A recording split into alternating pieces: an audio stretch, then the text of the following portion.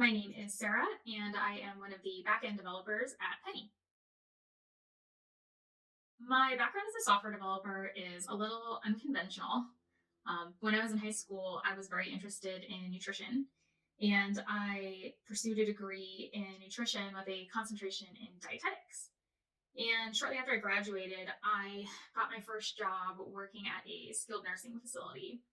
And I realized pretty quickly that it was not the career fit for me. And I was pretty depressed for a little bit, just because I had invested so much time and money, and hopes and dreams, into this career path that once I actually got in it, I realized it wasn't what I anticipated, and I just couldn't see myself doing this for indefinitely.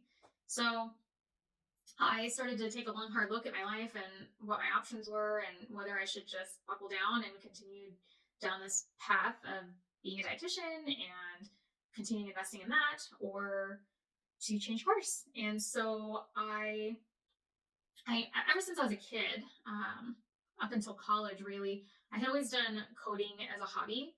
Nothing major, just small little apps and building small websites just for fun, just for me.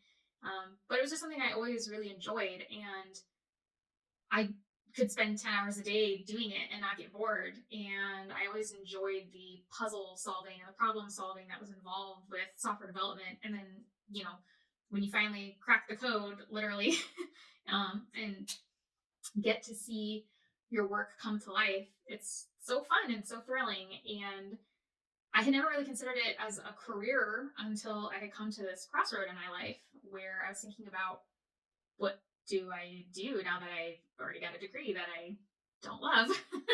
And so, yeah, I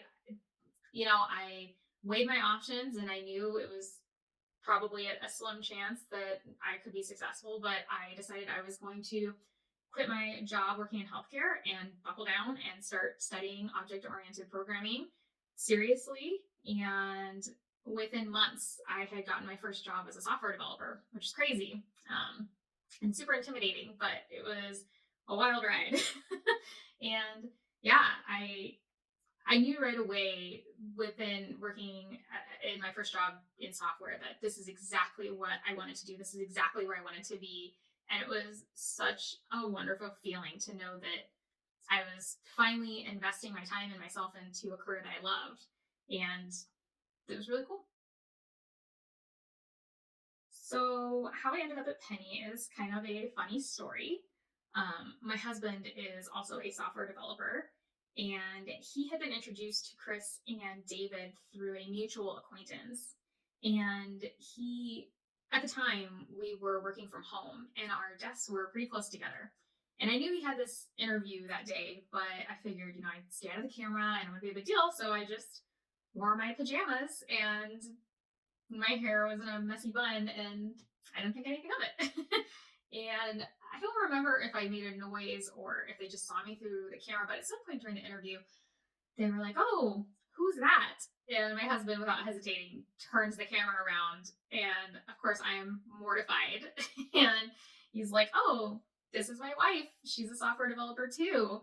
And before I knew it, we were all kind of talking and chatting. And by the end of it, I had pretty much had my own little interview with them. And it's a pretty funny story now. But yeah, at the time, I was horrendously embarrassed. But I think it just goes to show too, like, David and Chris are such down to earth guys. They're such likable, easy to work with people that in hindsight, it wasn't a big deal. But at the time, it felt embarrassing. What I love most about working at Penny is the people. Truly, it is the best team of people I have ever worked with in any job or career that I've had before. Everyone is so supportive. Everyone puts forth their best effort on every project. I always feel support from everyone around me, whether it's customer service or my manager or my fellow developers that I work with on projects directly.